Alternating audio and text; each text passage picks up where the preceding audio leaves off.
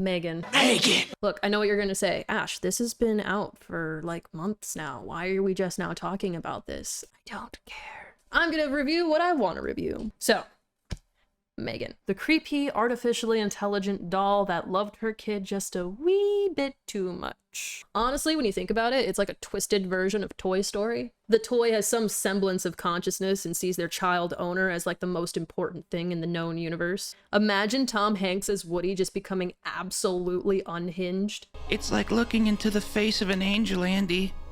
It's too much for humans. Ow! Jump scare. Granted, I don't think Woody, being the size that he is, would be able to inflict as much damage as M3GAN, but you never know. M3GAN would do absolutely anything to keep little Katie happy, healthy, and safe. And I mean anything. But let's go back to the beginning and be warned, this does have spoilers. Bum bum. M3GAN is a film about Gemma, who is a robotics engineer trying to push the envelope at the toy company she works at, trying to make the next best thing. Going under the boss's head, she spends loads of corporate cash to fund M3GAN, which is her not so functioning prototype. Her boss David tells her to trash the prototype and get to work on a more affordable toy. Upon the death of her sister and brother-in-law, she is now the sole caretaker to her niece Katie, who survived the car accident. And it's very obvious that Gemma doesn't know the first thing about parenting. Or emotions, for that matter. I swear, I barely saw her cry. Like, it didn't really seem to affect her that much that her sister literally died in a terrible car accident. Because of her lack of parenting and coping skills, she decides to continue to work on this prototype to act as a friend, protector, and parent to Katie, enforcing rules while still being somebody that she can rely on. She cracks jokes, she helps teach Katie things about the world, she plays with her, and sings. I am titanium. Good night, Katie. I must say, whenever M3GAN broke out into a random musical number, I absolutely lost it. At first, it all seemed to be going well. Her boss David was absolutely sold on M3GAN after a focus group where she practically became Picasso with a couple of invisible markers. Do you like it, Katie? Okay, I like it, Picasso. But first things first, more or less than a Tesla. But from there, we see M3GAN take on a life of her own. She begins twisting and bending the rules and parameters set in place to keep her functioning normally in order to prioritize her main mission of Katie's happiness and well-being. So much so that the lines between good and bad are absolutely non-existent. Kind of like a toxic lover that comes up with excuses as to like why they are the way that they are. Think Joe from You. For you will never get me to say I didn't do everything I could for you. Why they decided to move forward with a toy like this without doing all of the proper testing is absolutely beyond me. But is it that unbelievable?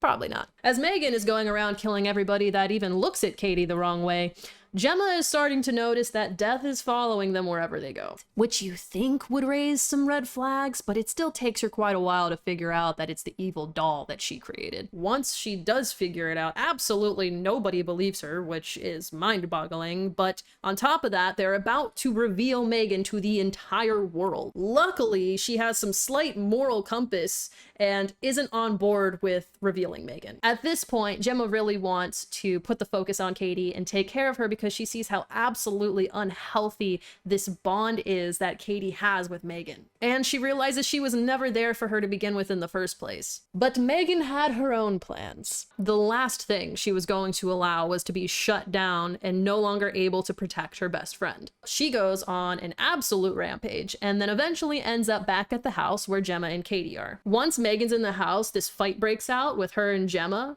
And then Katie comes through and saves the day with this fighting robot, kind of like Real Steel. But even after M3GAN's brain is destroyed, it is then revealed that she is connected to all of the technology throughout the house.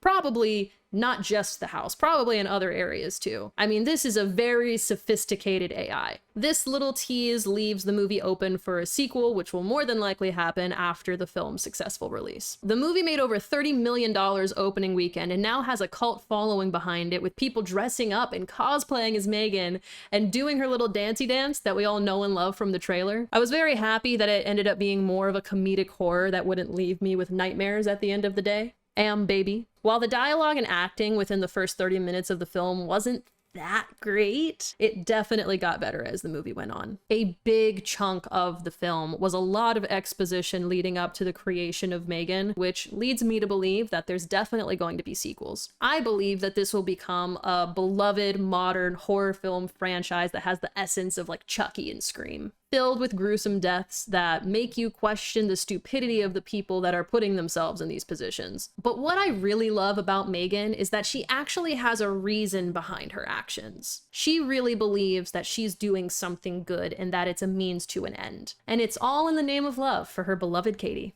And isn't that the type of toxic love that we all wish that we could have at the end of the day? No? Just me?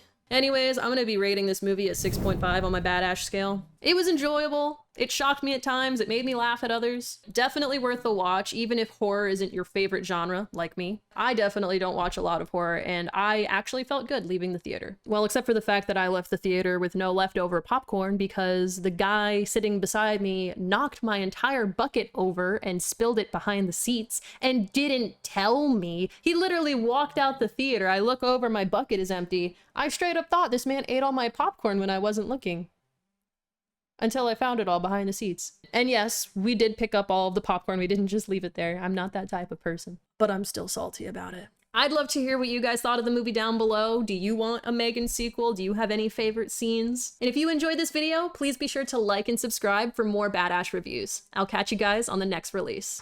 Bum bum.